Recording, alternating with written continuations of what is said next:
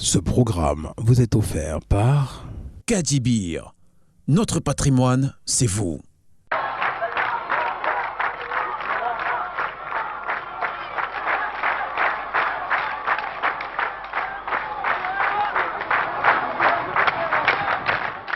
Se battant depuis 1830 pour se débarrasser de la colonisation française, le peuple algérien a été de toutes les batailles pour son indépendance, créant même le Front de Libération Nationale, dont sa branche armée perpétrait attentats à la bombe contre l'administration coloniale et sémait la terreur dans les milieux français. Recourant même à un rappel de troupes, des footballeurs algériens qui évoluaient dans le championnat français et en équipe de France. Abdelaziz Bentifour, Rachid Mekloufi et Mustapha Zitouni en étaient d'ailleurs les porte-étendards de 1958 jusqu'à l'indépendance du pays, à la suite de la signature des accords d'Évian du 18 mars 1962.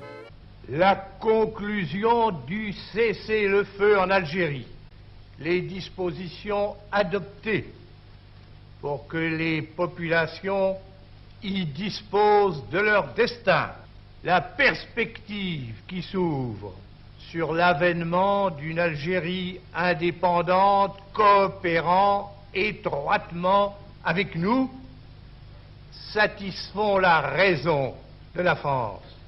Le cessez-le-feu entrera en vigueur demain à partir de 12 heures. Ben Youssef Ben Reda, qui a remplacé Ferhat Abbas, annonce la victoire obtenue par le FLN. En attendant l'autodétermination, l'Algérie sera dirigée par un exécutif provisoire. Mais alors, les rapports restent très tendus avec la France, qui rechigne à dégager ses bases militaires. La guerre des sables naît du conflit frontalier avec le Maroc en 1963. La question fâcheuse du Sahara occidental. La succession des crises internes. L'armée de libération nationale met en déroute le GPRA, le gouvernement provisoire de la République algérienne, et place Ahmed Ben Bella à la tête de l'État. En Algérie, il y a un régime et il y a une direction plus unie que jamais, qui est plus décidée aussi que jamais à faire face aux complots d'où qu'ils viennent et surtout les complots extérieurs. Voilà ce qu'il y a dans notre pays. Il est presque le dernier rescapé des 9 chefs historiques du Comité révolutionnaire d'unité et d'action, à l'origine de la création du Front de Libération Nationale, alors érigé en parti unique pour une politique socialisante et populiste. Ici, dans ce pays, il n'y aura jamais d'autre parti que le Front de Libération Nationale.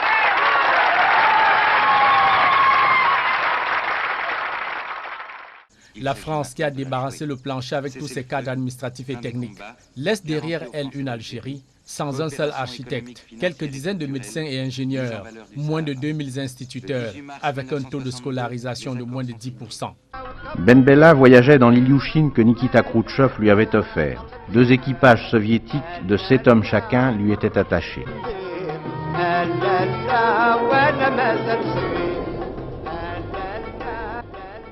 Monsieur le Président, vous vous déplacez maintenant constamment à travers votre pays. Est-ce pour vous une nécessité? Oui, c'est une nécessité. Une nécessité parce qu'il faut aller voir sur place ce qui se passe. Il faut un peu confronter ce que l'on décide au sommet avec ce qui se pratique à la base. Le lien entre les dirigeants d'une révolution et le peuple au sens propre du mot, c'est-à-dire les masses, c'est-à-dire les militants de base. À l'âge où nous nous trouvons, c'est-à-dire à l'âge zéro de notre révolution, il faut s'occuper de tout. Les détails ne sont pas des détails, ont leur importance. Ce sont les petits détails qui font les grandes révolutions. La situation sociale s'enlise. Le président Ahmed Ben Bella est renversé le 19 juin 1965 par son premier ministre, le colonel Ouari Boumedienne, qui prend le pouvoir. Possède-t-on quelques renseignements sur le sort qui a été réservé à M. Ben Bella jusqu'ici? Eh bien, les milieux officiels se refusent de donner aucun renseignement à ce sujet. J'ai entendu dire dans des milieux proches de certaines ambassades que Ben Bella serait toujours vivant.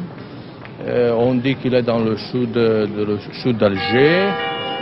Et j'ai entendu dire pour des éléments kabyles qui sont à Alger qu'il serait blessé.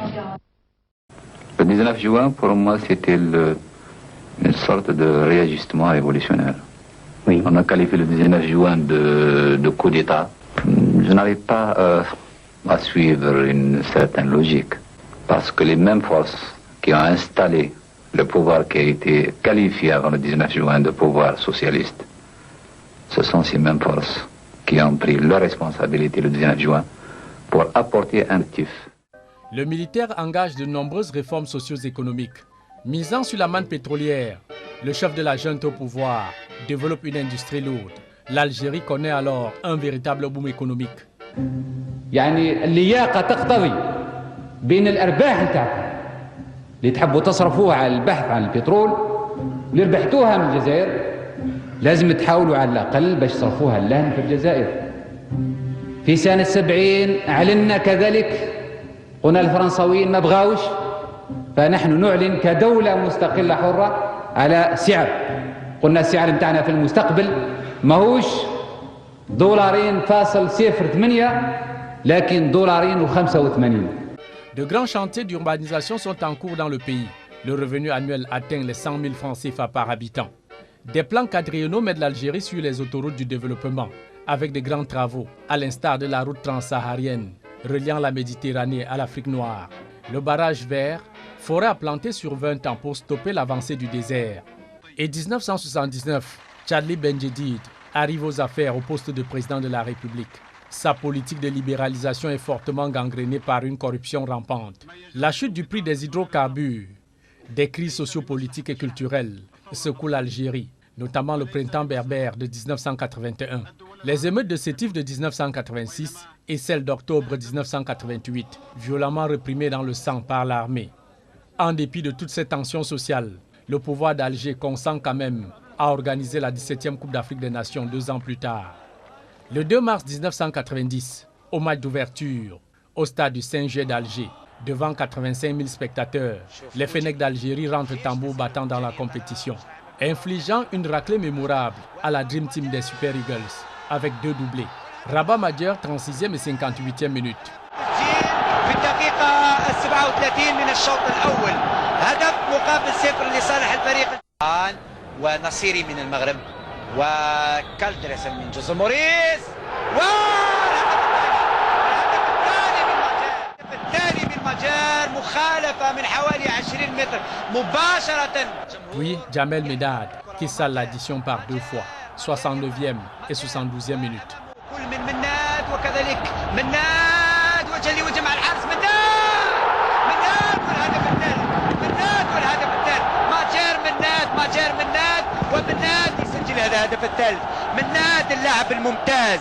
شوف اللقطة ومناد لا مناد والهدف الرابع يا سلام مناد والهدف الرابع 4-0 لصالح الفريق الجزائري 4-0 1 2 3 4 في لقاء. Marquant ses premiers pas en sélection, le Nigérian dédié au coach sauve l'honneur à la 82e minute.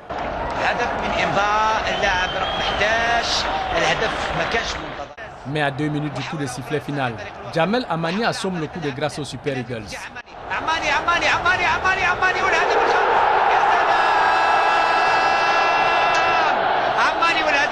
ماجر وشرح يعمل بالكرة ماجر طويل هذه الكرة في اتجاه رحيم. اوه جميلة من رحيم Laminé 5 buts à 1 d'entrée de jeu, les Nigérians se ressaisissent, battant tour à tour 1-0 l'Égypte et la Côte d'Ivoire. Ils rejoignent les Algériens en demi-finale, auteur d'un parcours sans faute. 3-0 sur la Côte d'Ivoire et 2-0 sur l'Égypte. Dans le groupe B à Annaba, les Lions indomptables qualifiés pour la Coupe du Monde ont déjà l'esprit en Italie. Ils tombent 1-0 face à la Zambie et 2-0 devant le Sénégal. À leur dernier match, les Lions battent 2-0 le Kenya. Il n'en a encaissé aucun en 3 matchs.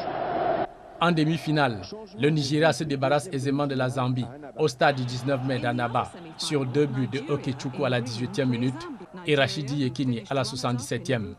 Keep the pressure on and are eventually rewarded in the 77th minute with a well-taken volley by Yekini. Nigeria win by 2-0. Sur le même score dans la deuxième demi-finale, les Fennecs d'Algérie marchent sur les Lions de la Teranga du Sénégal. But signé Jamel Medad et Jamel Amani.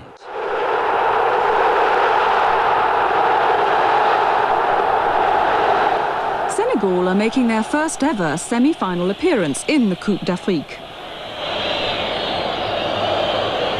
Cissé's shot is deflected, leaving Algerian keeper Osmani rooted to the spot. Algerians are intent on making amends for their absence from the World Cup finals in Italy. Oujani's cross is headed down by Maja to Omani, who secures Algeria's place in the final.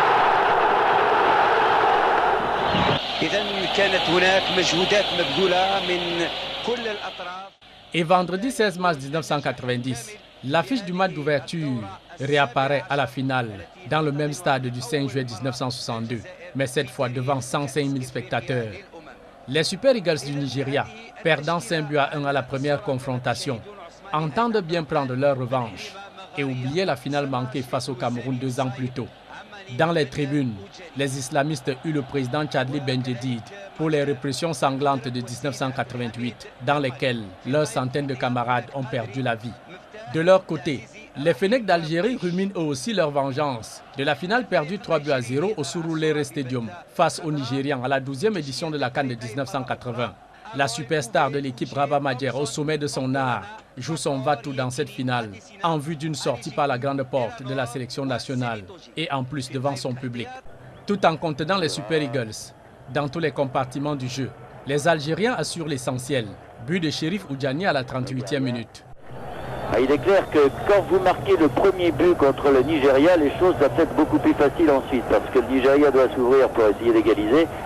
Et tant que les Algériens n'auront pas marqué, ça posera problème. Oudjani, superbe. Et bien voilà, Oudjani, premier ballon, premier tir pourrait-on dire, et Oudjani qui avait été très... Au coup de sifflet final de l'arbitre gabonais Jean-Fidèle Diramba, les Fennecs d'Algérie remportent leur premier titre de champion d'Afrique. Rabat Majer, qui a éclaboussé de tout son talent la compétition, est sacré meilleur joueur du tournoi. Et Djamel Menad, soulier d'or avec 4 buts. Les Super Eagles perdent ainsi leur 3e trophée en 4 finales disputées, de 1980 à 1990.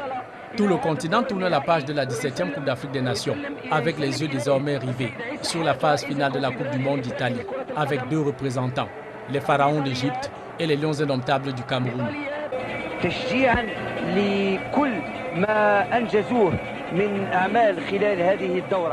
Ce programme vous a été offert par Kadibir. Notre patrimoine, c'est vous.